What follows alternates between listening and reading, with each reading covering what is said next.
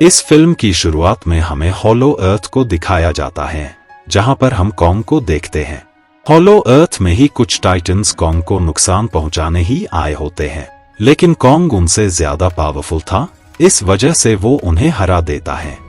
हम यहाँ एक और बात भी नोटिस करते हैं, वो ये कि कॉन्ग के दांत में काफी ज्यादा पेन हो रही होती है, इस वजह से वो काफी ज्यादा परेशान था। अब क्योंकि कॉन्ग काफी ज्यादा अकेला महसूस कर रहा था, इसी वजह से वो हर वक्त हॉलो अर्थ में अपने जैसे टाइटन्स की सर्च करता रहता था। वही अर्थ पर हम डॉक्टर एंड्रू को देखते हैं, जो कि मोनार्क नाम की ऑर्गेनाइजेशन में काम करती है। मोनार्क एक ऐसी ऑर्गेनाइजेशन है जिसने कॉन्ग, गॉडजिला और भी काफी सारे विशालकाय टाइटन्स की सर्च की है। मोनार्क वाले कॉन्ग पर नजर रख पाए, इसी वजह से उन्होंने हॉलो अर्थ में भी अपना एक बेस बनाया होता है, जिसकी इंचार्ज डॉक्टर एंड्रू ही थी। वही अर्थ पर ही हम गॉडजिला को देखते हैं, जो कि सी से निकलकर अर्थ पर तबाही मचाने वाले टाइटन्स पर अटैक कर देता है। दोनों ही लोगों में काफी ज्यादा फाइट होती है, लेकिन गॉडजिला उस टाइटन्स से कई ज्यादा पावरफुल था, इसी वजह से वो उसे जल्द ही डिफीट कर देता है। इसके बाद गॉडजिला वहां से निकल जाता है, पर मोनार्क वालों को हॉलो अर्थ से काफी अजीब सिग्नल्स मिल रहे होते हैं, इसी वजह से वो इन सिग्नल्स के बारे में डॉक्टर एंड्रू को भी राब्ता करते हैं। किसी को भी समझ नहीं आ रहा होता है कि ये सिग्नल्स हॉलो अर्थ से किसने इन्हें भेजे हैं। वहीं पर हम डॉक्टर एंड्रू की अडॉप्टेड बेटी जिया को भी नोटिस करते हैं। असल में जिया एवी नाम की कबीले की सदस्य हैं। ये कबीला हमें कॉन्ग स्कल आइलैंड मूवी में भी दिखाया गया था, लेकिन इस कबीले के सारे लोग मर गए थे और अब जिया ही इस कबीले की लास्ट मेंबर बची हुई थी। जिया असल में बोल और सुन नहीं सकती थी, इसी वजह से वो साइन लैंग्वेज में बातें किया करती थी। कॉन्ग और जिया साइन लैंग्वेज में बातें करते थे और कॉन्ग जिया की सारी बातें भी समझता था। अजीब बात होती है कि जब से वो अजीब से सिग्नल्स मोनार्क ऑर्गेनाइजेशन को मिले होते हैं, तभी से ही जिया को भी काफी अजीब ड्रीम्स आ रहे होते हैं, जैसे कि ड्रीम्स में कॉन्ग और गॉडजिला का नजर आना और वगैरह वगैरह। इसी वजह से जिया इन सबसे परेशान होकर एक ड्राइंग बनाती है, जिसमें हम हुबहू वैसे ही सिग्नल्स के पैटर्न्स देख पाते हैं, जो कि मोनार्क ऑर्गेनाइजेशन को रिसीव हुए थे। उसी रात को मोनार्क ऑर्गेनाइजेशन को वैसे ही सिग्नल्स दोबारा से मिलते हैं, जैसे कि उन्हें पहली बार मिले थे। अब डॉक्टर एंड्रू को भी फील होने लगता है कि बार बार अनजान सिग्नल्स का मिलना किसी आने वाले खतरे की तरफ इशारा हो सकता है। इसी वजह से हॉलो अर्थ से आए हुए इन सिग्नल्स को समझने के लिए डॉक्टर एंड्रू बर्नी नाम के शख्स के पास जाती है। बर्नी असल में वही शख्स होता है जो कि सिग्नल्स को समझ सकता था। बर्नी जब उन सिग्नल्स को देखता है, तब उसे भी समझ आ जाता है कि हॉलो अर्थ में बहुत ही बड़ा खतरा आने वाला है। उसी दौरान डॉक्टर एंड्रू को पता लग जाता है कि उन अनजान सिग्नल्स के बारे में गॉडजिला को भी एहसास हो गया है। इसी वजह से वो काफी तेजी से इन्हीं की बेस की तरफ बढ़ रहा है। इधर हम कॉन्ग को देखते हैं, जिसे भी उन सिग्नल्स के बारे में फील हो गया होता है। इसी वजह से वो भी हॉलो अर्थ से एक पोर्टल हेल्प से निकलकर अर्थ पर आ जाता है, लेकिन वो काफी ज्यादा पेन में होता है, क्योंकि उसका एक दांत काफी ज्यादा दर्द कर रहा था। बाद में वहां पर डॉक्टर एंड्रू और बाकी लोग भी आ जाते हैं और वो लोग कॉन्ग को बेहोश करके टाइटन्स के डॉक्टर ट्रैपर के पास ले आते हैं। ट्रैपर को पता लग जाता है कि कॉन्ग का एक दांत पूरी तरह खराब हो गया है। इसी वजह से वो उसका दांत निकालकर उसकी जगह मेटल का दांत लगा देता है, जिस वजह से कॉन्ग को दांत के दर्द से छुटकारा मिलता है। इधर बर्नी एंड्रू को बताता है हॉलो अर्थ से आ रहे सिग्नल्स हमारे अलावा गॉडजिला को भी रिसीव हो रहे हैं और कोई न कोई हॉलो अर्थ में है जो कि ये सारे सिग्नल्स भेज रहा है, ताकि गॉडजिला हॉलो अर्थ में जाकर उनकी हेल्प करें। ये सब जानकर एंड्रू अपने टीम मेंबर्स के साथ हॉलो अर्थ के लिए निकल जाती हैं। उनके साथ कॉन्ग भी होता है और वो भी हॉलो अर्थ में पोर्टल के जरिए चला जाता है। वही अर्थ पर हम गॉडजिला को देखते हैं, जो कि उन सिग्नल्स की वजह से जाग गया था। गॉडजिला को जब से वो सिग्नल्स मिल रहे होते हैं, तभी से गॉडजिला आने वाले खतरे को भांपकर अपने आप को और भी ज्यादा पावरफुल बनाता जा रहा था। इसी के चलते उसने न्यूक्लियर प्लांट पर अटैक करके खुद को और भी ज्यादा पावरफुल बना रहा था। इधर एंड्रू और बाकी सब जब हॉलो अर्थ के बेस में पहुंचते हैं तब वो काफी ज्यादा शॉक हो जाते हैं, क्योंकि इनका जो हॉलो अर्थ वाला बेस होता है उसे किसी ने तब बर्बाद कर दिया होता है और वहां पर वर्क कर रहे सारे एम्प्लॉयज भी मारे जा चुके थे। किसी को कुछ भी समझ नहीं आ रहा होता है कि ये बेस किसने तबाह किया है। इधर कॉन्ग जब हॉलो अर्थ में अपने घर पर पहुंचता है तो उसे वहां पर काफी बड़ा डिग दिखाई देता है, जिसके बारे में बिल्कुल भी पता नहीं था। इसके बाद कॉन्ग अपने पूर्वजों की एक्स को लेकर उसी डिग में कूद जाता है।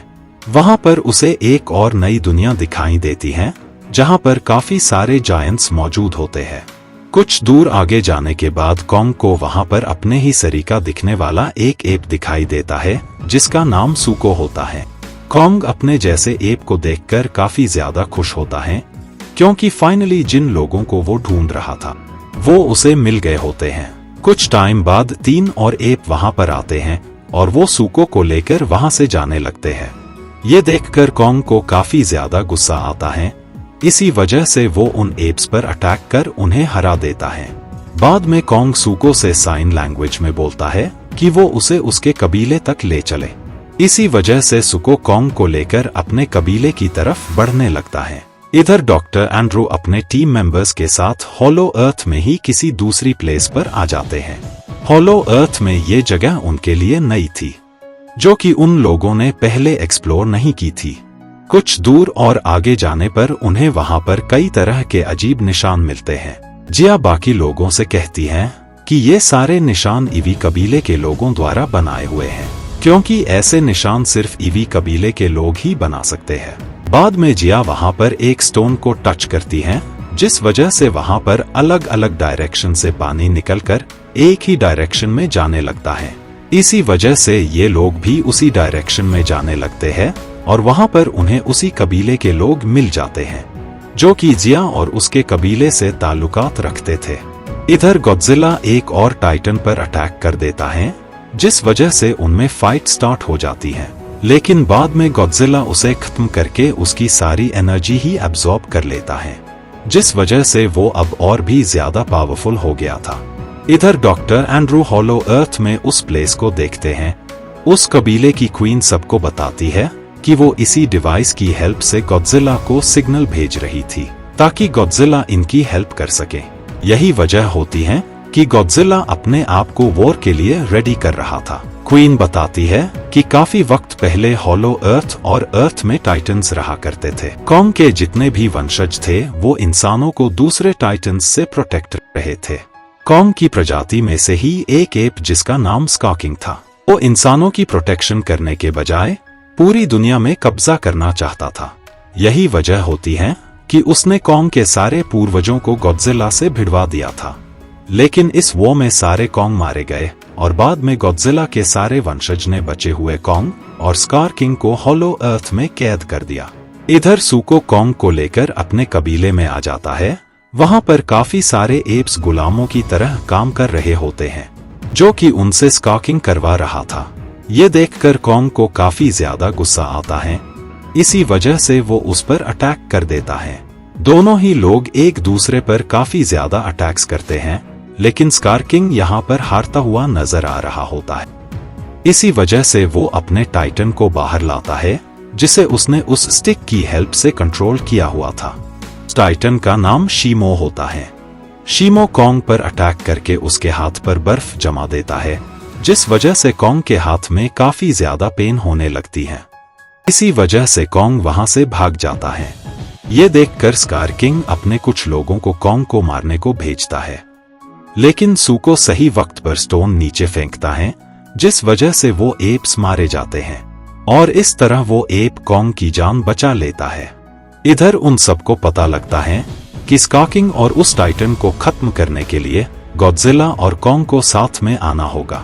इसी वजह से वो टाइटन की लीडर को वापस से अलाइव करने का डिसाइड करते हैं, क्योंकि टाइटन की क्वीन ही थी जो उन दोनों को साथ में ला सकती थी, क्योंकि ऐसे तो दूसरे के सामने आते ही वो टाइटन्स आपस में ही लड़ना शुरू कर देंगे।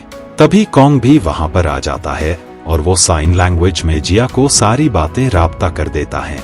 इसी वजह से टाइटन्स का डॉक्टर कॉन्ग को रोबोटिक आर्मों वाला हाथ लगा देते हैं, जिससे कॉन्ग काफी ज्यादा पावरफुल और अच्छा महसूस करता है। ऊपर से उस आमों में ऐसी मेडिसिन्स होती हैं जिसकी वजह से कॉन्ग का हाथ जल्द से जल्द हील हो रहा था। इधर स्कार किंग के लोग सारी बातें अपने किंग को राब्ता कर देते हैं।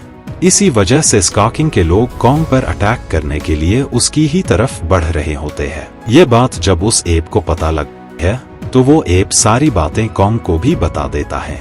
अब क्योंकि कॉन्ग अकेले उनका मुकाबला नहीं कर सकता था, इसी वजह से वो गॉडजिला की हेल्प लेने का डिसाइड करता है। इसी वजह से वो हॉलो अर्थ के पोर्टल से इजिप्ट में आ जाता है। कॉन्ग के अर्थ पर आते ही इसके बारे में गॉडजिला को भी पता लग गया होता है। इसी वजह से गॉडजिला कॉन्ग पर भड़क जाता है और वो उस पर अटैक कर देता है, जिस वजह से उन लोगों के दरमियान फाइट स्टार्ट हो जाती है। इधर जिया और बाकी कबीले वाले मिलकर टाइटन्स की लीडर को वापस से अलाइव कर देते हैं। बाद में टाइटन्स की लीडर अर्थ पर आकर उन्हें रोकती है और वो उन्हें पूरी बात बताकर स्कार किंग को रोकने का कहती है। इतनी ही देर स्कार किंग अपने जायंट के साथ आ जाता है, जिस वजह से उन लोगों के दरमियान फाइट स्टार्ट हो जाती है। दोनों ही एक दूसरे पर काफी ज्यादा अटैक्स करते हैं, लेकिन कॉन्ग इस फाइट में हारता हुआ नजर आ रहा होता है। इसी बीच स्कार किंग अपने टाइटन की हेल्प से अर्थ पर बर्फ जमाने की कोशिश कर रहा था ताकि वो पूरे अर्थ पर राज कर सके। इतनी ही देर में वो एप भी कॉन्ग की एक्स लेकर वहां आ जाता है और वो एक्स से उस क्रिस्टल को तोड़ देता है, जिस वजह से वो टाइटन उसकी कैद से आजाद हो जाता है। बाद में गॉडजिला के कहने पर वो टाइटन स्कार किंग को फ्रीज कर देता है और बाद में कॉन्ग उसे मार डालता है। इसके बाद गॉडजिला अपनी न्यूक्लियर पावर की हेल्प से सारी बर्फ को हटा देता है। इसके बाद ये सब अपनी अपनी जगह लौट जाते हैं। स्कार किंग के बाद अब एप्स का नया लीडर कॉन्ग बन गया था। इधर डॉक्टर एंड्रू और बाकी सब भी हॉलो अर्थ से निकल जाते हैं और इसी के साथ ये मूवी यहीं पर एंड हो जाती है। Thank you so much for watching.